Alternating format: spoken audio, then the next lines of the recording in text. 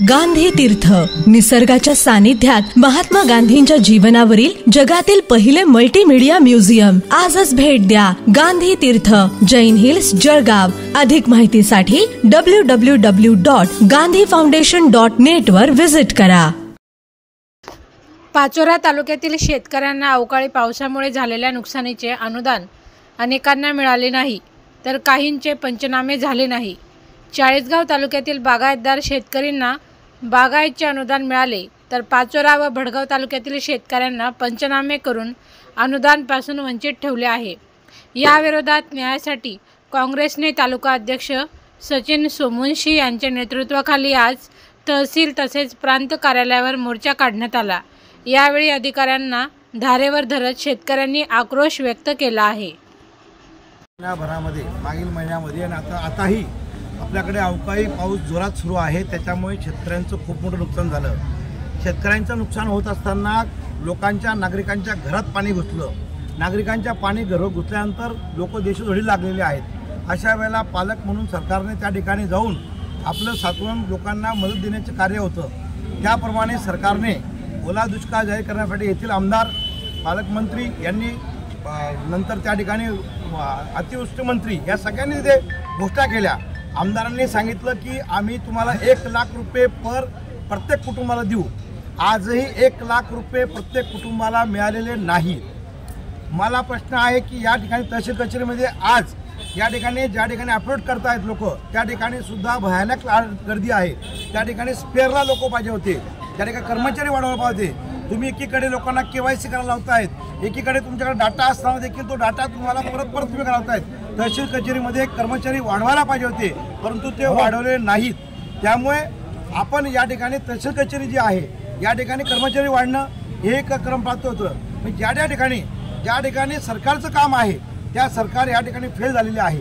अतिवृष्टीमध्ये त्याने जिरायत दाखवलेलं आहे सगळ्यांना. शेजारचा तालुका चाळीसगाव तालुका आहे.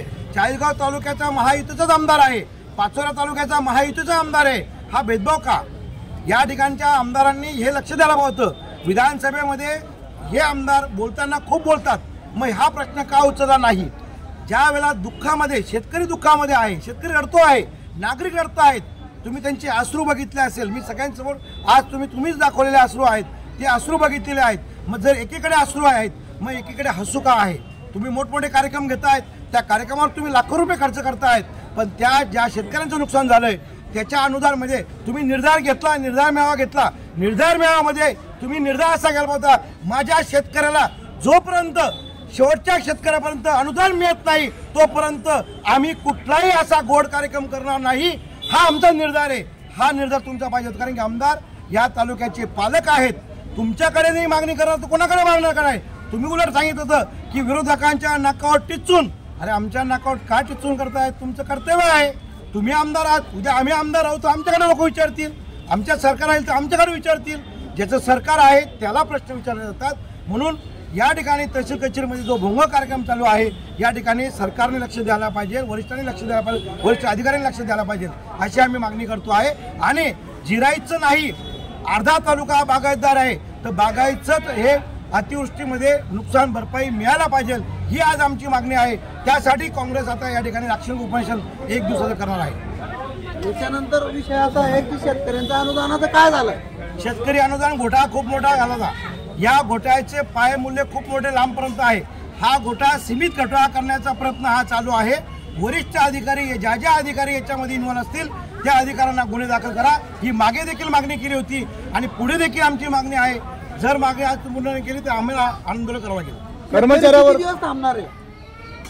कर्मचाऱ्यावरती हे सर्व जे शेतकरी अनुदान लाटले असं टाकलं गेलंय, मात्र याला अधिकारी जबाबदार नसणार का? हाय, अधिकारी ना, वरिष्ठ अधिकारी असतात, ज्यांचे पासवर्ड वापरले जातात, तो चुकी अधिकारी असतो. त्याच्या वरिष्ठ अधिकारी आहे तो जिल्हा अधिकारी. तुम्हाला जिल्हा अधिकारी ज्या वेळेला कोणतेही अनुदान पाठवतं त्यावेळेला जिल्हा अधिकाऱ्यांच्या अनुदानाबरोबर एक पत्र असतं. त्या पत्रामध्ये सरळ डायरेक्शन असतं की हे अनुदान तात्काळ संबंधित लाभार्थ्याच्या खात्यामध्ये जमा करावं, अन्यथा त्या अधिकाऱ्यावर तात्पुरता अपहार झाल्याचं प्रकरण का दाखल, गुन्हा दाखल का करण्यात येऊ नये असं एक पत्र असतं. तरी देखील या तहसील कचेरीमध्ये अनेक वेळा अनुदान येतं, पडलेलं असतं, ते लाभार्थींच्या खात्यामध्ये त्या जात नाही, वेगळ्या ठिकाणी जातंय. ज्या ज्या लाभार्थ्यांच्या खात्यामध्ये मी आवाहन करतो, ज्या ज्या शेतकऱ्यांना 2019 पासून ते 25 पर्यंत आपली माहिती घ्या की आपल्याला अनुदान मिळालं नसेल, तुम्ही आमच्याशी संपर्क करा, आम्ही तुम्हाला अनुदान मिळेल. ज्या शेतकऱ्यांना अनुदान घोटाळा झाला मान्य आहे, अनुदान घोटाळ्याचे तुम्ही गुन्हे दाखल करतायत, अजून गुन्हे दाखल करा, पण ज्यांचे अनुदान खाल्लं गेलं त्या शेतकऱ्यांचं काय, त्यांना 1 रुपया मिळाला नाही. त्यासाठी आमचा लढा आहे, आम्ही देखील तो लढा सुरू करणार आहे. त्या सगळ्या संबंधित शेतकऱ्यांनी आम्हाला संपर्क करावा. शेतकऱ्यांनी किती दिवस वाट पाहायची अनुदानाची, किती दिवस झाले त्या गोष्टीला? पत्रकारांनी प्रश्न विचारला की शेतकऱ्यांनी अनुदानाची वाट का पाहिजे. हा प्रश्न ह्या पाचोऱ्याच्या आमदारांना तुम्ही विचारला पाहिजे की पाचोऱ्याच्या आमदारांना की हा प्रश्न तुम्ही त्यांना विचारा. ही सर्वस्वी जबाबदारी तहसीलदार यांची असू शकते, कारण त्यांनी ते कुठेतरी अक्षम आहेत का सर्व? तालुक्याचा पालक हा आमदार असतो आणि त्यांचा वचक हा पूर्ण सिस्टीमवर असतो. मग तहसील असो, प्रांत असो, पोलीस स्टेशन असो, या पालकाचा वचक त्याच्यावर असतो. म्हणून माझी विनंती आहे आपल्या माध्यमातून आमदारांना की आपण आपला वचक दाखवावा आणि या ठिकाणची जी सिस्टीम बिघडलेली आहे, सामान्य शेतकऱ्यांना लोकांना जे हाल होत आहेत त्याच्यासाठी आपण एकदा तरी एक दशकेमध्ये येऊन या ठिकाणी बघावं आणि ही सिस्टीम लावावी.